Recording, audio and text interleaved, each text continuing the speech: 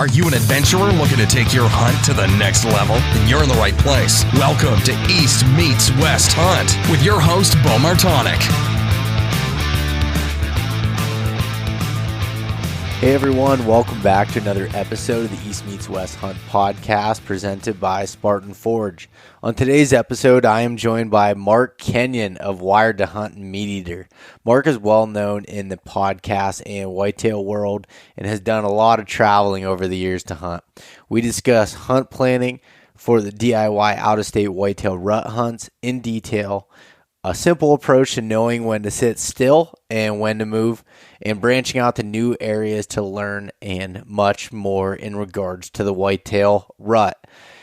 This podcast is brought to you by the Spartan Forge app. It utilizes years of military background and machine learning to pull from millions of data points to accurately predict deer movement, including GPS data, 30 years of weather, academic, and state research. The new app will include GPS mapping with incredible aerial imagery, including some leaf-off imagery in areas, and offline dependability, deer prediction, weather updates, journal entries, and much more.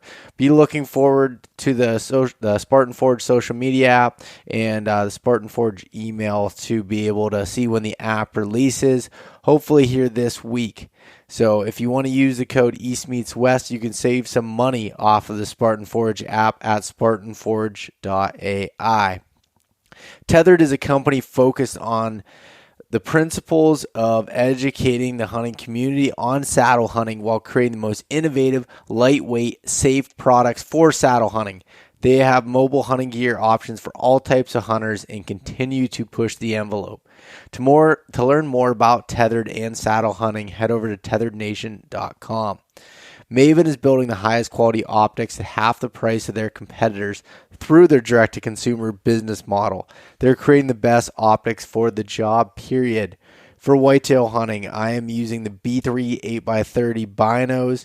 I am using the RF1 rangefinder. And then for rifle season, I am using the RS2 rifle scope, which is a simple rifle scope that is lightweight, doesn't have all the nuts and bolts of the fancy ones, just keeps it simple, built tough, and does the job. So if you want to check out Maven Optics, then head over to mavenbuilt.com and use the coupon code EastMeetsWest-gift for a free gift with any full price optics order. Go Wild is a free social community built by hunters for hunters. Join me on Go Wild today and you get $10 to spend on gear just for setting up your account. You'll keep unlocking Go Wild rewards, and you can now see my gear setups underneath my profile, which is just under my name, Beau Martonik. Use the code EastMeetsWest to save 10% off of all hunting gear on the website. And I did have a message that I wanted to share from one of the previous podcast guests, Kenny Kane. He had reached out to me to share a little bit about the Hunters Sharing the Harvest program, which is a nonprofit venison donation program unique to the state of Pennsylvania that was founded in 1991. Since 1991, HSH Venison Donation Program has donated they've been donating meat to hunters that are in need. So they're able to give that venison, that clean venison, to soup kitchens, community centers, churches, and directly to families in need. Last year, there was more than 4,000 hunters that donated deer, providing 822,000 meals to people in need. And all of the 67 Pennsylvania counties are active in this program. So specifically from Kenny, Generations Forestry, Inc. of Kane, PA, is the McKean County volunteer coordinator of that program, and they're now accepting donations of legally harvested deer for this deer season. So you're not charged a fee for donating there, and the distribution of the processed venison is provided at no cost to those that are in need. So all of those, if you want to donate them specifically in this area where Kenny is at, then they're located at 26 Paynes Road in Kane, Pennsylvania, and their hours are Monday through Friday, 6:30 a.m. to 5:30 p.m. And also after hours and weekend donations are the most common and are accepted by calling 814-598-0232 to arrange a drop-off time. And if you want to check out, look up Hunters Sharing the Harvest to find ones located in your area if you're in Pennsylvania. I think this is a great cause and wanted to share that on behalf of Kenny to the audience there. So if you have a lot of tags and you have some meat to be able to spare for someone in need, would highly recommend taking advantage of that program. In other news here, so I got a bunch of new gear up, or apparel up on the website you can check out. So if you head over to eastmeetswesthunt.com/shop, you can see the Rut hat. I got the Mountain Bucks hoodie. Got some new Rut Stash shirt colors, all those things up and there, and have a lot of the items back in stock. Some new hats, other things there. The Timber Cut hat, which is a super popular one this year, back in stock and ready to ship. So check that out if you would. I donate 3% of the sales of these apparel items to the conservation organization of the quarter, which this quarter just so happens to be the National Deer Association. So check that out, and really appreciate all the support there. And I hope you enjoy this podcast with Mark Kenyon, because we are getting into the best time of the year, in my opinion, for whitetail hunters. And I think this episode has a lot of good information packed into it. So be patient. Be resilient and put your time in the tree, because now is the time that it can go from 0 to 100 at any moment. All right, we're live. Mark Kenyon, welcome back to the show. Hey, thank you, Beau. I appreciate it. Yeah, it's good to have you back on. Well, we're recording this as the end of summer is kind of rolling, and this won't release until a little bit later, but it's about to get pretty hectic. Yes, it is. I'm equal parts excited and terrified by the schedule I have ahead of me. So this is the calm before the storm. Yeah, what's the schedule kind of look like? Well, here in like 10 days, I leave for Idaho for a work trip and then a whitetail hunt there. And then, so that's the beginning of September. And then October, we'll kick off in Michigan, and then Virginia, and then Arkansas, and then Iowa, and then Maine, and then Nebraska, and then Texas, and then Wisconsin. Holy shit. Yeah. Yeah, you got that stacked full. Have you done that many hunts in a year before? Not that many different states, no. This is next level. I was going to say, so it's actually pretty pertinent to what we're going to talk about today, as far as planning of these things. And just from listening to you for over the years and everything, you and I kind of have a similar outlook on things, and we like to have things planned out and have things kind of in order. So I can understand that you're probably pretty stressed as you're looking at that schedule. Yeah, it's definitely, like I said, terrifying, both from the planning and the logistics, and then also like just family too. Like it'll be challenging, and then it'll be just different, being away from family as much, and that's tough in a different kind of way. But it's gonna bring lots of good things too. So I'm excited, and everything in between. Yeah. So before we get rolling into that, how about start telling us what's been going on with you and the Wired to Hunt brand and Meat Eater, and kind of what's been new, because there've been a lot of changes recently, and I'd like to hear a little bit about it. Yeah. Well, in 2018, I guess I merged Wired to Hunt, which was my kind of solo company I'd started back in 2008. I merged that into Meat Eater, which was at that same time growing from just a TV show to a large media network. And I wanted to be a part of that and help build that and transform that into what it is today. So that happened a little over 3 years ago now. So since that point, Wired to Hunt merged within the Meat Eater world. And at that point was mostly focused on just the podcast. But this year, we kind of are relaunching Wired to Hunt as more than just a podcast. We've added a handful of staff members and different writers and contributors, folks like you, contributing to our website now.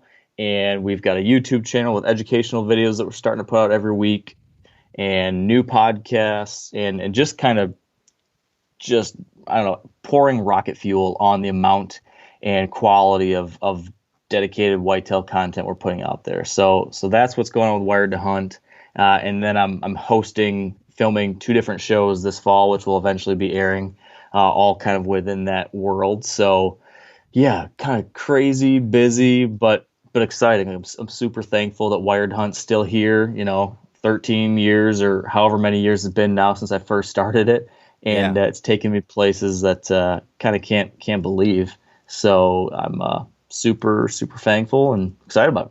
Yeah, no, that's awesome. It's cool to see the rebrand with it, and kind of, because I mean, when I first started following along with Wired to Hunt, it was I found the podcast, but I also remembered looking at the blog like constantly. Like that was like my what I'd go to in the fall, and like looking for new articles that were coming out and reading through all that stuff, and it's got that feel back to it. And I enjoy that part, to be able to follow along with it. Yeah, thanks, man. Yeah, and it's funny. I was just at a tethered event over the weekend, a teach and train tour, and someone was like, you don't see saddles too much on outdoor television, and your back 40 show is now on, is it on Sportsman? Yeah. And they're like, there's a guy on there that was, I was like, oh, it was Mark, that was guy. hunting out of the saddle. And your name actually had come up recently. I was on the National Deer Alliance podcast there, the new one that they had came out with, the Coffee and Deer podcast, and Nick was talking about kind of offline a little bit about, like, remember when he first met you kind of back at the beginning, and you were helping out with some of the stuff with those guys there, and then how it's become a bigger partnership with Meat Eater. That's been awesome. It's great to, one of the big things that really, probably the biggest thing that influenced me to take that next step and take what I had built solo and merge that with Steve and what Meat Eater was, is that, our hope and the dream that we talked about was having like the support and the resources and the people to like do bigger, more impactful things that I just couldn't do as a one-man show. And stuff like what we've done with the back 40 and buying a property and giving it to the National Deer Association and building stories around that. I mean, I never could have done that with just little old me. So super lucky that kind of stuff's work out, and able to do some fun things that do some good too. And that's, I guess I couldn't ask for more than that.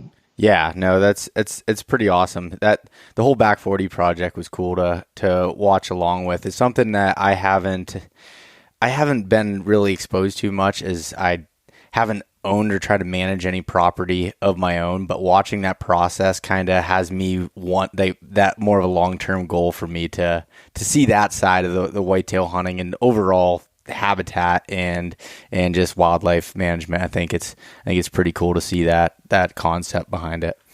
Yeah, it's fun. It's cool to get to dive into that, and it's one of those things that I like it probably more because that's not the only thing I have to do.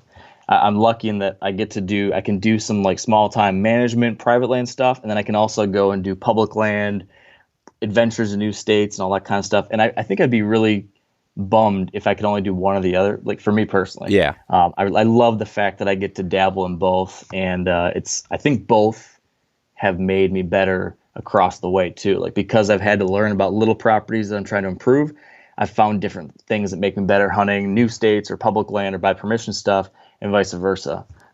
So that's been really cool. And what's definitely would be a crossover. So like when you're working on that property and you're introducing different plants and you're kind of going through that side of it, you're able to recognize those things when you do go to a piece of public, and understanding kind of, some natural browse type things for the deer and big crossovers as far as that side of it goes as well. Yeah, that was actually a huge thing for me. Before the back 40, I was not good at identifying plants. And when I started that project, I realized like I have to figure this stuff out, and got to spend time with people who really knew that, walking around the property, and they're pointing out this thing and that thing and this thing. So yeah, huge change there with what I know and can recognize. And just this past weekend, I was out in Iowa doing some scouting on some by permission stuff. And I'm like, oh, I know what that is. never would have a couple of years ago. So that's kind of a cool thing to see. It's one of those things, like it's what goal that I've set for myself, to be able to learn more plant species and also just even tree species. As I'm coming up across things in the woods that deer are, you notice there's like a browse line on some certain things. You see a lot of tracks and some things mowed down. Why are they doing that? What is this plant? I've got an app. Picture this, that I don't know if you've ever used it. Just take a picture of the plant or tree species, wherever it is, and it tells you what it is. And I start kind of building that catalog in my mind, and it's super helpful to I use one called iNaturalist. It does the same kind of thing, and that makes a big difference. Yeah, most definitely. But anyways, so on this episode, I really wanted to dive into the planning of some of these out-of-state trips, or it might even, for anybody else, it could be just going to a place that's a couple hours away. Just whatever it is planning something where you have, say, a week to make it happen. For example, like your Iowa hunt during the rut, you have a week to do that.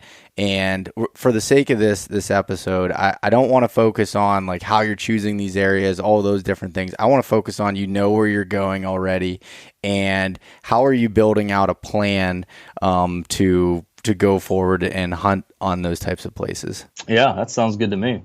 Where do you want to start?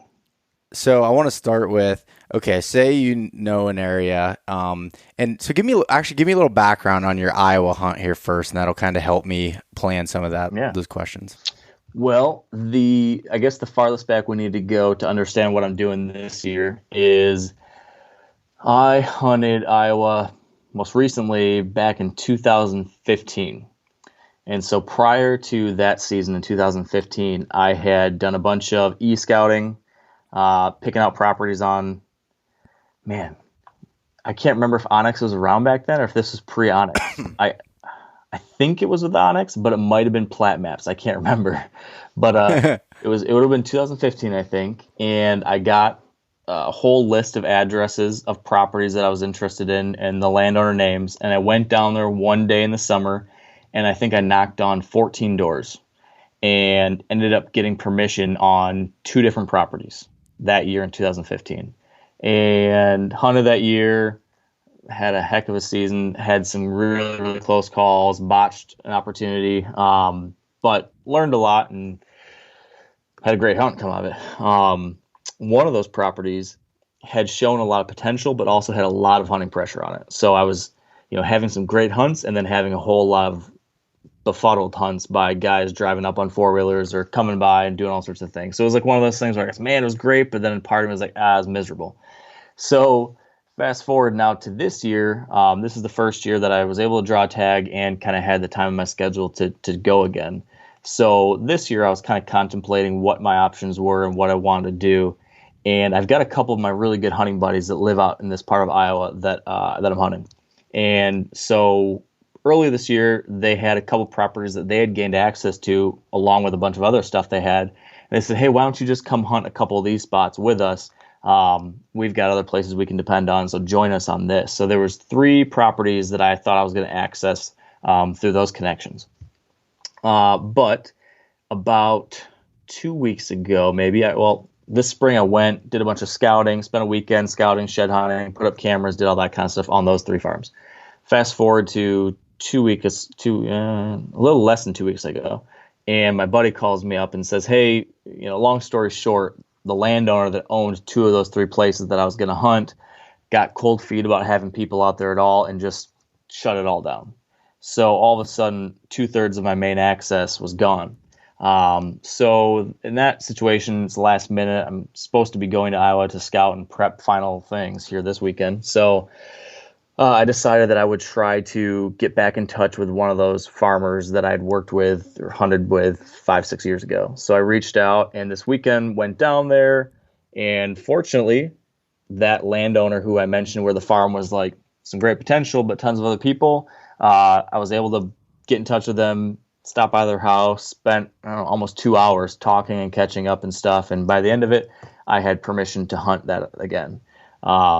And so that's probably where I'm going to spend most of my time, despite the fact that I had a lot of challenges with other people there.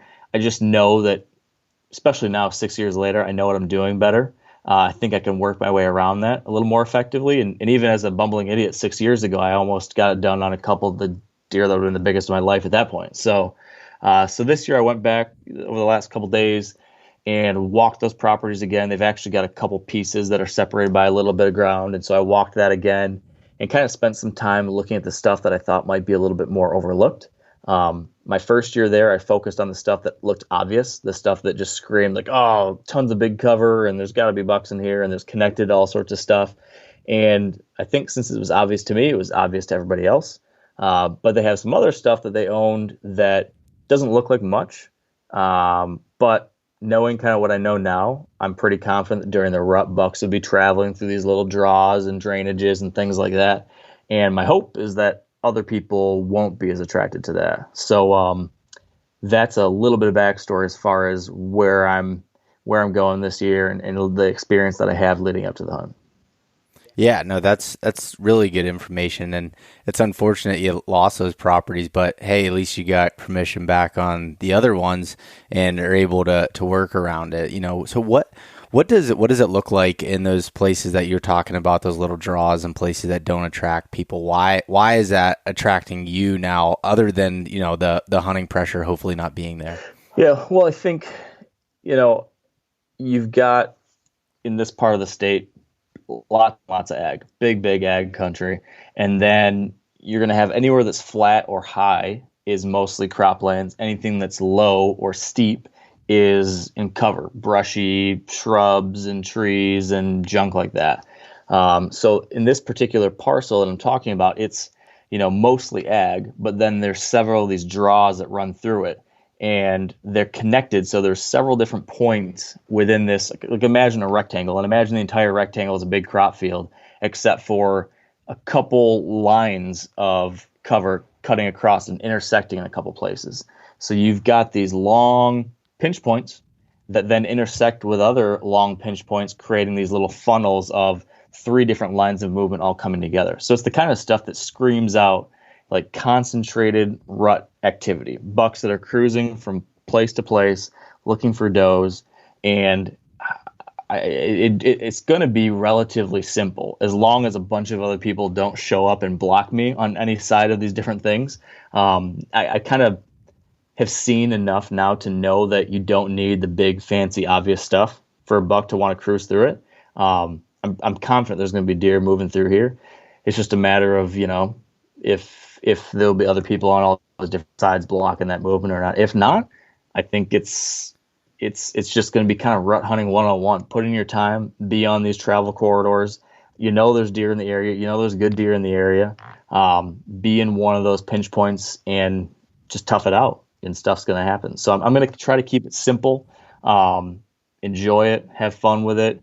They planted some CRP around it that they didn't have in the past. I think that adds a little bit of interesting cover that I think does will be taking advantage of, and just giving these bucks one more reason to be cruising downwind and checking those out. So I'm excited about it. The property looks better than I gave it credit for the first time around.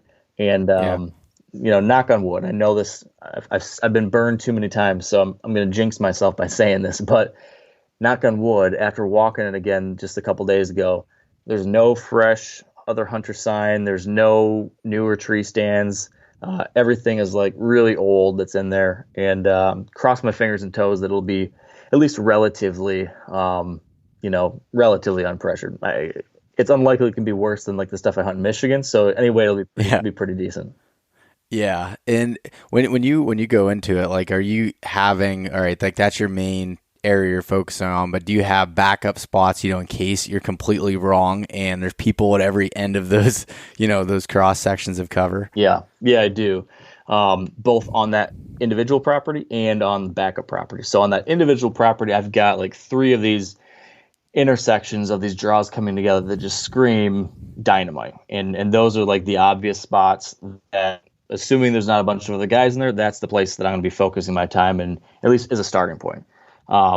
If those are plugged up, then I've got even more of these off the wall little corners of stuff that I just know that in the rut, you can find these bucks still cruising and checking them out, or pulling a doe in there and locking down with her. I just think that in this area, any little patch of cover is worth spending a little bit of time on if there's not people there. So I've got those backups to my main spot there.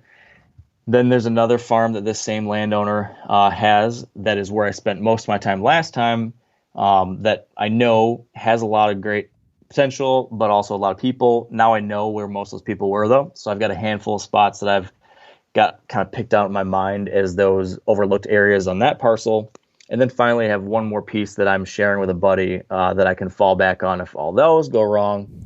Finally, there's a couple pieces of public land that I've scouted in the past too. So if I'll go through plan A, B, C, D, and I'll just keep on working through options. So I don't think there will be nothing that will find me sitting in my truck with my head in my hands, not knowing what to do. I'll have something to fall back on. Yeah, no, you fell in line with that question. I had a feeling you were going to answer it that way. I mean, it's, in my experience, hunting anywhere out of state or any of these hunts, like it doesn't matter even what species or what type, if it's public or it's private, you got to have all those backup areas and have them, written down or marked so that you can, when something happens, you're not, in a completely oh shit moment and trying to figure out what to do with, because if you don't have those backup plans, all you're going to do is create anxiety for yourself when you're supposed to be enjoying the experience and just being able to have those fallback plans. Yeah, it's really easy to fall into that negative headspace if you don't have those contingencies. Yeah, 100%. And it's also really easy to find that, one spot that you think is dynamite and get in that headspace that's the only thing, and you fine tune on it so much that you don't have, when things don't work out, you're not able to adapt and be able to change on a whim like that. So I think that's super, super important. Again, it doesn't matter what you're hunting or where you're hunting, those core elements and tactics are, I think, really useful across the board. Huge. And it takes time though it takes time to know that you need to do that, but then also to have like the level of confidence to know what those next options should look like. I for a long time I did what you just talked about, which was you get your heart set on this one thing, like, oh, this is what's going to work. I got this thing figured out. And early on, it was a victory for me, if like, oh, I found this thing, this should be great. I did it. But then when that inevitably got screwed up, I was not competent enough, experienced enough to know how to pivot, how to adjust, what else to find. So by nothing else than spending a lot of time trying things out and failing and figuring it out along the way, I've got to the point now where I feel pretty darn confident that, rip plan A, and I'm going to, again, knock on wood, but take plan A out of the box and, all right, I got it. Toss me to the next place. We can figure it out. And if that doesn't work, toss me to the next place. And I think that just comes from spending a lot of time in the woods and seeing a lot of situations. And then these things just start to, it's like 15 years ago when I first really started trying to figure out how to target older deer and get consistent with this kind of thing with a bow. It was like I was walking around the woods wearing really dark tinted sunglasses, and everything was just like kind of hard to see. And I'm squinting. I'm trying to figure out what the hell is that thing I'm looking at. And every year that tint is reduced and reduced and reduced. I feel like now I'm looking through 20/20 clear glasses. I can see stuff, and it just pops out now that, 10, 15 years ago, it would have been just another leaf to me or whatever, just another random piece of scenery. And now it's like you're looking at something totally different, like X-ray goggles or something. And it's just been time and experience, I think, that gives you that. So unfortunately, there's no silver bullet, easy way to get to those types of epiphanies, I think. But on the flip side, you don't need to be super smart. You don't need to have a lot of money. You don't need to be good looking or great at whatever. If you just put in the time, your vision, your ability to see this stuff, it will get better. Yeah, and it's funny because you and I are both lucky in the space that we get to talk to hundreds of successful hunters across the board, and that's one of the things that you see is so consistent. Is one, they're extremely confident in their spots and what they're going into, and their abilities too to recognize spots. But that doesn't come on day one. That's something that's learned through the experiences, like you're talking about.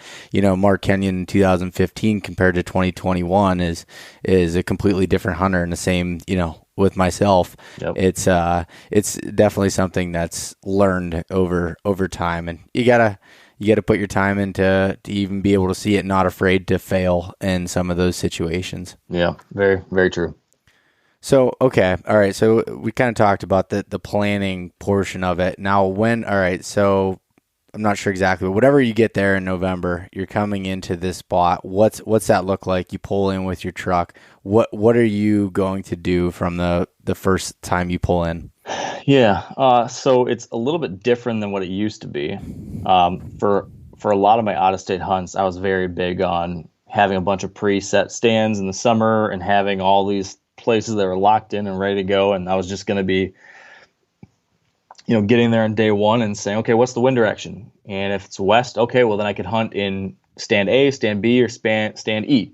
And that's what you did. And you just rotated around your preset stands based on wind. That's what I used to do.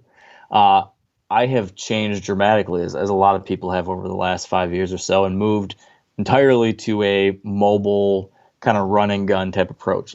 So I have no preset stands at all on any of these properties. I am 100% operating with my climbing sticks and my saddle. So what I've done in the preseason, both on that spring trip and then on the summer trip, is I've covered ground on foot and matched it up and kind of ground truthed it compared to what I've seen on the digital maps. So I digital scouted first, then I went and kind of spent extra time in the places that looked like high potential via the maps. When I was there, I did try to pick, where I found a tree I really liked in one of these obvious areas. I pinned that on my map so that when I come back and I'm thinking about where I want to start, I'm going to have a few spots already pinned that I can go right to on morning one or evening one and be a starting point. But I definitely look at these as just starting points. So when I arrive on Halloween night, hopefully I'll get there early enough that maybe I can do a little drive around and just see where their truck's parked, where their deer feeding out in crop fields, just get an idea based on all that. And then that combined with weather, so wind direction and anything else like that, that's going to give me a clue as to which one of these hot spots that I picked on my maps that I liked will be where I head in for that first morning. I'll get in there that first morning, hit one of those pre-pinned trees, and then that's just like the starter's gun goes off, and then from there I'm going to be observing and adjusting. And if I don't see something that first morning that is telling me I need to stick in the same area or that this is worth my time, I'm probably going to pull my set and move around at midday and probably go hang some cameras as I'm moving around if I find something interesting, and or head to a couple of the cameras that I put up this summer to check those, and then be scouting as I go. So any movement I make is going to be multi-purpose. I will be scouting, I'll be heading to a new area, and then I'll also be potentially either picking up or putting down cameras along the way. And then, scout until I find what I need for an afternoon hunt, or move to one of those pre-planned zones of interest and find the spot within the spot. So it's so different than what I used to do. I used to have like these hyper-planned situations that I was dependent on this. I think there's going to be this exact line of movement because of the terrain, and I had a permanent stand, and I was kind of wedded to that. And it was really hard to adjust after that because I put in all this work to put in this nice hang on. And I put up these big ladders, and I trimmed out, I spent an hour and a half trimming out trees and stuff. And I think I had like an obligation to that spot. I felt an obligation to those spots because of that work.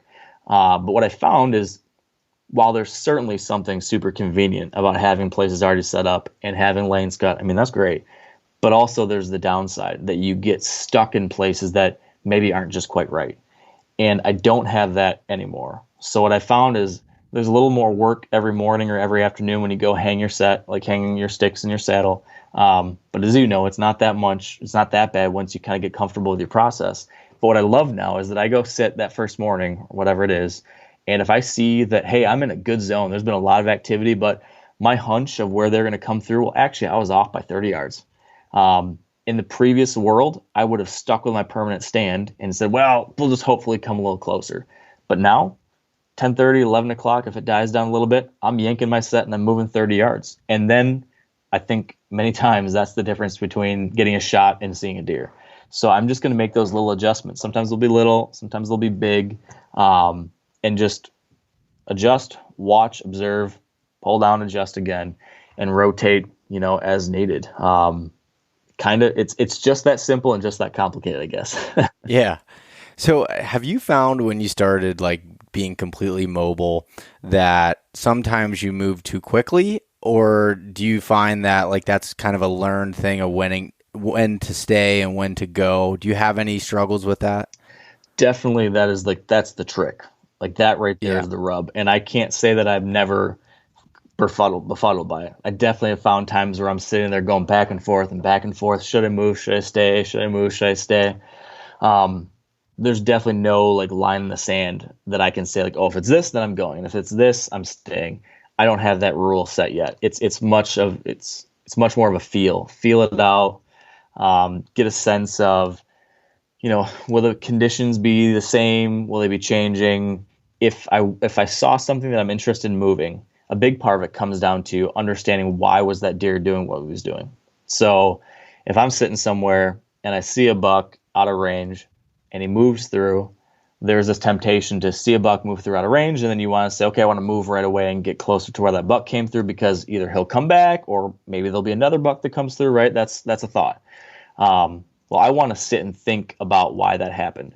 If it was an early season hunt and I saw him leave a patch of cover and travel along a certain edge and then go out and feed in the field, it's pretty obvious that, okay, this is a bed to feed pattern. He left that spot. He must have been bedded in there, and he traveled right along this transition line, and he hung out in this little patch of cover off the edge of the field and made some rubs, and you can start seeing, okay, this is why he did that.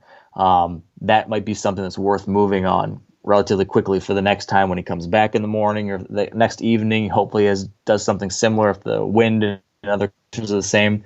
That would be something where I feel pretty confident on, hey, make that move. On the flip side, it might be during the rut, let's say, like my Iowa hunt. And if I'm sitting in the spot and at 10 o'clock, I see a buck chasing a doe off in the distance and they're running around over there. I see that, and maybe 5 years ago, I would have said, oh, I saw a buck do something. I got to go get him. Now I'm going to think, okay, why did he do that? And was it random or was it purposeful? In this case, he's chasing a doe. That can be super random. That buck could just as likely swing past my tree stand 5 minutes from now chasing that doe. So that's not the kind of movement I'm going to move on. But on the flip side, if that buck was cruising solo with his head in the ground and, passing by a thick patch of cover and sniffing around for does, and then 5 minutes later I saw a 2-year-old do the same thing, now all of a sudden I'm thinking, oh, this is a spot these bucks are cruising and they're hitting this particular edge for a particular reason. Someone else is going to do the same thing. I got to get there. So you need to learn to ask why and then read that situation. That helps a lot. Yeah, and definitely past knowledge of that helps out by being able to identify it.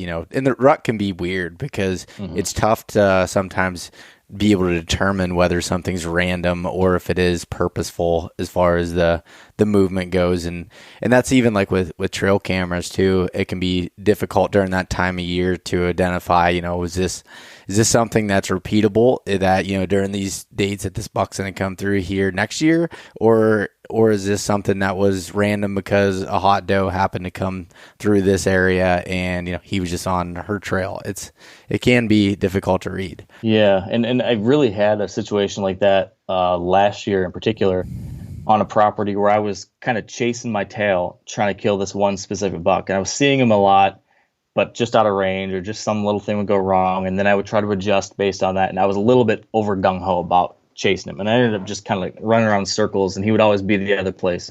I've certainly been guilty of that in the past. This is something I've been guilty of. And I was doing it in part because I was so convinced, as we always all talk about, right? Your first sit's the best sit, right? Every time you're in a new tree, you've got a much better chance because, these bucks are figuring it out as you go. And so I was very anti sitting the same spot more than once because I wanted to make sure I was surprising this deer. And I was convinced that he was super savvy and so on and so forth. But after doing that a few times and seeing him just rotate through the same stuff that I had just been in the other day or a couple days ago, and like one day I was walking in, I walked this way roundabout route to get in to not bump anything bedded, and there he was bedded right in the field, edge of the field with a doe, bumped, saw me, stared right at me with the wind blowing in his face and ran off like, oh, I'm never going to see that buck again.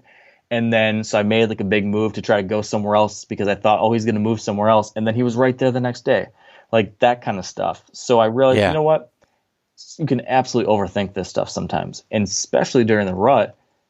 when they're a little bit more forgiving of things, when they're a little bit off their A game, sometimes you need to sit it if you've got the right spot, sometimes you do need to give it a day or two or a few sits for that, possibility of him to finally come through. He's gonna come through. If you've got that confidence in these places and you have experience, or you've dialed in what these kinds of spots look like for the right time of year and for your terrain and your region, sometimes you just need to trust your experience and your intuition and give it that time. And so eventually I said, okay, you know what? He's just fired up on does right now. I'm not going to try to outsmart him or me. I know that this spot, like tight to the edge of the bedding area, is eventually where he's going to come. He's been doing it, and I keep on bumping around trying to be super suave. Why don't I just stick with it and wait till he comes to me? And I did, and he did. And the bummer is that I missed a shot. I forced a shot at him when he came through because I was so pumped that finally I had this opportunity after chasing him for 3 years, and tried to slip one through a hole and didn't work out. But on the bright side, a month later, I did kill him on the other side of that bedding area. So, there's this fine line you got to walk. Sometimes you got to know when to go. Sometimes you got to say, all right, trust it, stick with it, wait. And all that comes back to that experience, knowing when to pull the plug and when not to. It's one of those things that you and I can say it. It's just so hard in real life to know when that moment is. And I still have plenty of days where I sit there in the tree and I'm like, this or that. And, it's something that probably will stick with us for our whole lives to some degree. And that's probably why we love this thing so much, right? Yeah, I know. I asked that because that's one of the things I struggle with more than anything is trying to figure out, when do I go, when do I stay, when am I trusting what I know about this area versus is it not hot and I need to move and I need to make this adjustment and understand it. And I feel like if it's my first year hunting a property, I'm more apt to move than if I have a couple years of experience into hunting a certain area. Then I have, again, some of that firsthand knowledge that I'm able to apply to it. Okay, I just need to be patient. I need to sit here for a few days rather than jumping around. Because when I first started saddle hunting, I jumped around too much for the time of year that I was hunting. I think that plays a role in it. We're talking mostly about the rut here, but in an earlier season, I'm more apt to jump around and hit some different areas and do things than during the rut, where for me personally, in the types of areas that I hunt, I'm mostly going to sit still for a longer period of time in an area. So it's tough as far as patterns of any sort to figure out during that time frame when it can be, somewhat random. Yeah.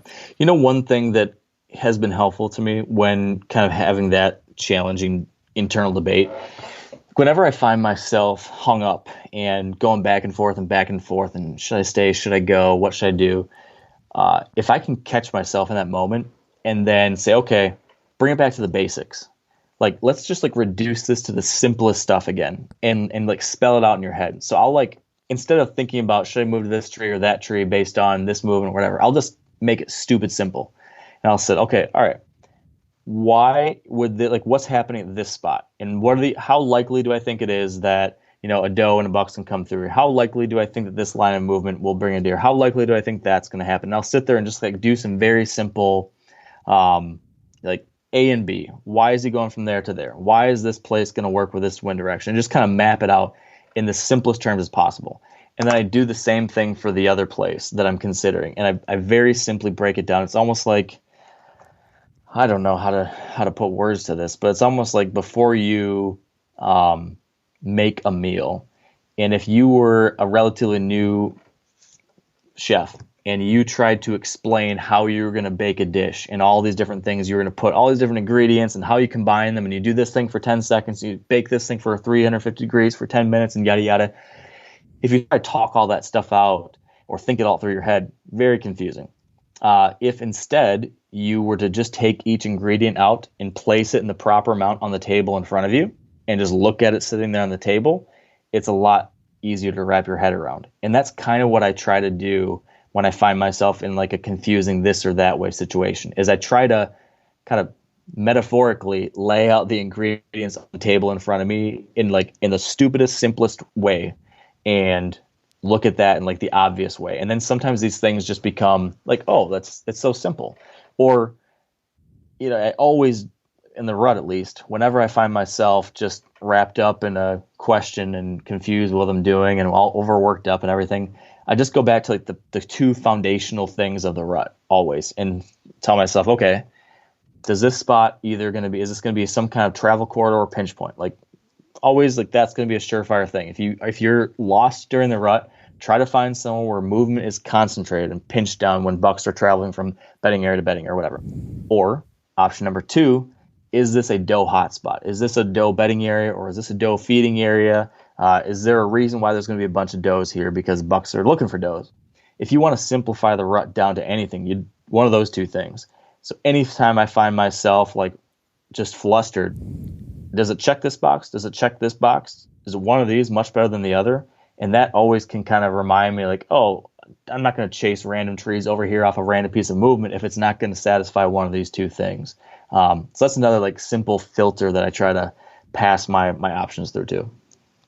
Yeah, that's so helpful, is trying to simplify it and think it through logically in your head, because you can definitely drive yourself nuts by overthinking things and what ifs and this and that. But putting it down, put it out in front of you, and being able to make an assessment and then ultimately make a decision that you just kind of go with based off of that. I made a mistake last year where I was going in, I had my camera guy with me, Justin, and we were walking into a spot, and I literally got there and I overthought it, and I was like, I don't know. I sat here, a week ago, and I haven't been getting much on my camera, and I moved along, and I moved 120 yards on this other side of this little stream, and what do you know, at 9 o'clock in the morning, the buck I was chasing was right there with my tree in the background on my camera, doing this whole show.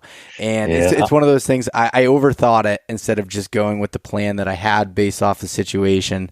And that's where trail cameras suck sometimes, because they they let you know when you're wrong at times. Yeah I can relate to that one for sure. So how do you change versus like, okay, would you hunt that the same way, like on your Iowa hunt or one of these other hunts you're going on? Would you hunt it the exact same way as you would like a Michigan piece that you've been hunting for, or that it's like in your hometown or one of your home hunting spots? Would you hunt it the same way during the rut? I would be not too terribly different, but I would absolutely be more aggressive in certain situations if it was on the Iowa traveling hunt versus the at-home hunt. Just because I know at the at-home hunt, there's likely going to be other chances. And especially all of my Michigan stuff is like super small things. Like I'm hunting like a 40-acre patch of cover, or I'm hunting an 80-acre property, but only like 30 acres of it are huntable. I've got these little fingers and stuff like that. And I know that on all sides, on any one of these parcels, there's a whole ton of other guys that know about these deer, that are targeting these deer. It's something where I sometimes run more conservatively on these local places because of that. Because I know almost in every situation, all those people are making more of an impact than I am. And so there are times when I will be really aggressive. And then there are times when I'll say, you know what? All right, he won this one, but I'm going to pull out now, or I'm going to play it a little bit safer because I know all the neighbors are out here this weekend, or I know that everybody's out this next 3 days because of gun season or something like that. And I'm going to pull out and I'm going to let the parcel I have permission on become a little sanctuary. And I'll wait till most of those guys slow down, and then I'll slip back out there the second week of the season or gun season or whatever it is and make my aggressive moves again then. So that is very different than what I would do on a traveling hunt. On a traveling hunt out of state, it's just balls to the wall the whole time, and you're swinging for the fences because you don't have any other chances. And so it is a different calculus, but the same basics apply. I'm still hunting places for the same general reasons. I'm still adjusting and reacting to the same kind of sign and behavior. Just kind of my throttle would be adjusted depending on, if I could come back and hunt later in November, if I'll be able to go back in December, that's going to change things. Yeah, that makes sense. So I kind of want to transition to a little bit different. When you had mentioned at the beginning some of the places you're going to, it kind of sparked something in my mind to ask you about it. So like Arkansas, what type of country are you hunting in Arkansas? like the big woods, big hills of like the Ozarks. Okay. Are you hunting with clay? I am. Yep. Okay, gotcha. I want to see that area so bad. It's one of those places that I feel like it's just looks beautiful from what I've seen in photos and heard people talk about. Like it looks pretty incredible. Yeah, I'm excited to see that. It's going to be a very different experience, very different kind of hunting that I've ever done. And that's kind of really the story of my season. Other than that Iowa hunt and my local stuff, and then this Idaho early season hunt I'm doing, the rest of the season, I'm kind of, I've thrown darts at the map across the entire country and sought out wildly diverse places and people that I'm going to go spend time with and learn about. Something I've always tried to do with my podcast is try to find ways to relate to as many different people and to be able to showcase and speak to stuff that could be helpful to people, whether they're in Pennsylvania or Michigan or Georgia. And while I've tried to do that with our guests and I've tried to learn about different things, it's hard to do it sometimes without having been to those places and experienced those types of hunting. So this year I'm going far and wide and going to try to actually get some hands-on experience with these really different ways of going about chasing deer and trying to pick the brains of some of the best in those places. So it's gonna be a really different kind of season. I'm gonna be doing a lot. I'm looking at it as very much like a learning season. I'm doing these trips. Yeah. I'm not really even caring if I kill deer on some of these trips. It's really about, this is like a deep dive master class with a master of this thing. And I'm hoping to get like a college education in a week in that spot. And then hopefully that's something that I can then, help teach other people with. Yeah, no, that's such a good idea, because like when you're looking at it, I mean, I know when I start interviewing people that are hunting types of areas that I've never been to, it's hard to ask intelligent questions and be able to pull things out of it. I feel like they know right off the bat, like, right, he doesn't know what he's talking about. Yeah, he knows, he has no idea. Yes, I've been there.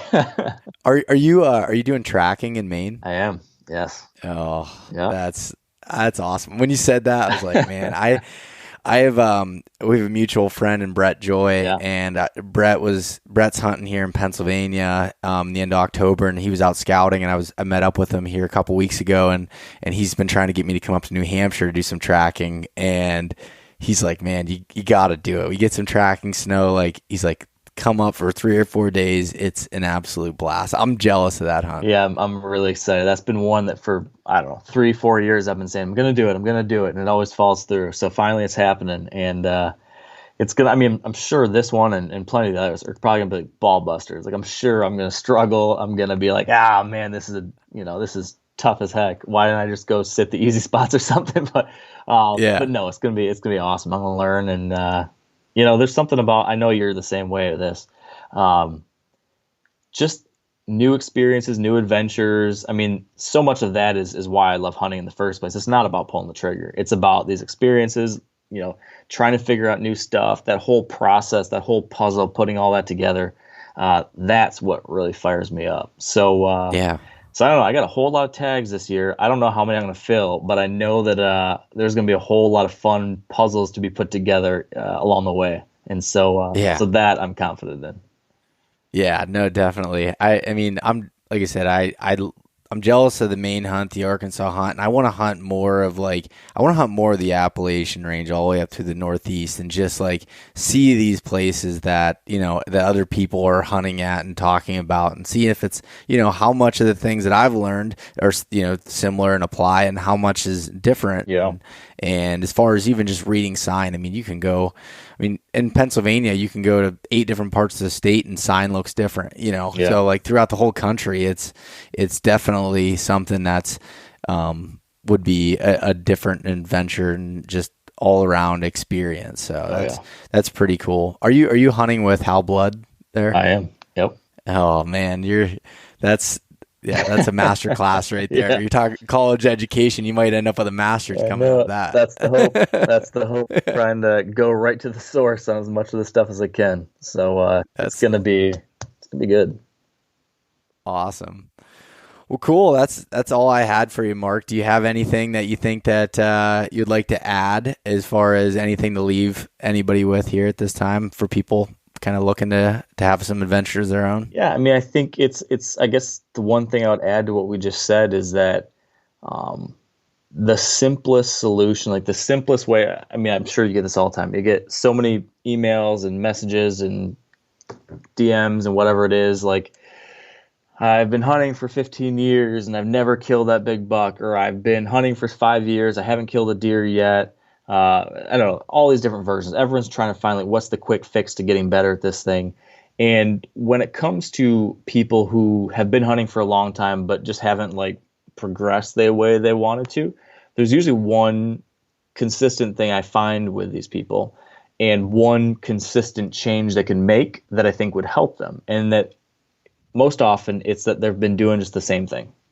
They've just been like, they've got their spot or their couple spots and they just do the same thing over and over again. And they're like, oh, I get some pictures, and then they don't show up. Or I do this thing and it kind of works, but it doesn't come all the way through, or whatever it might be. And the simplest way to get out of that and to progress, I think, is to change up. Change it up, go somewhere new. Travel to a new part of the state, travel to a new state, travel to a, like we were just describing, to a totally different region, totally different kind of set of circumstances.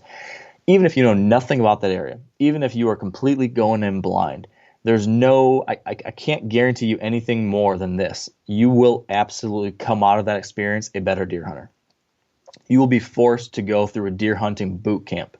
When you set foot in a new place that's not like your own back 40 or whatever you've always hunted, you're going to grow. You're going to learn. You're going to make progress. And there's not a lot of simple things like that in the hunting world, but that's one of them that just, it's going to happen. So if you find yourself in that situation and you're struggling, put yourself somewhere new. Learn that new spot, learn this new area, learn this new way. And then what's going to happen is not only will you get better eventually at hunting in this new place, but what you learned at that place is going to help you back home too. And it's going to help you take the next trip or whatever it is. That stuff compounds. So that's the single best thing I've ever done to help my deer hunting, has been going to new places. Automatically puts your learning on overdrive. And I've just continued trying to do more and more and more of that, because not only does it make you a better hunter, but as we just talked about, I mean, that's usually the most fun part of it all too. So that's my final parting words. And then I'll do a plug if you want me to do a plug too. Yeah, go ahead. I would just say, anyone listening, they should check out what we've got going on with Wired Hunt. A lot of new stuff, like we talked about at the top. They should read your articles on the Wired Hunt website. They should check out the new podcast episodes, check out the videos. You can search for Wired Hunt anywhere and you'll find it. Yeah, and it's pretty cool getting to see Tony Peterson, really being involved in that. Tony's an awesome guy as a person and a hunter. It's cool to see him involved, and then all the other people that are writing and doing stuff. So definitely, I would urge everyone to check him out if you haven't already. So yeah, thanks, man. I appreciate it. Yep, no problem. I will see you later, Mark. Sounds good. Thanks so much for listening to this episode of East Meets West Hunt with your host, Beau Martonik. For more great content and to stay up to date, visit eastmeetswesthunt.com, Facebook at East Meets West Outdoors, and Instagram at East Meets West Hunt. If you enjoyed today's episode, please review and subscribe, and we'll catch you next time.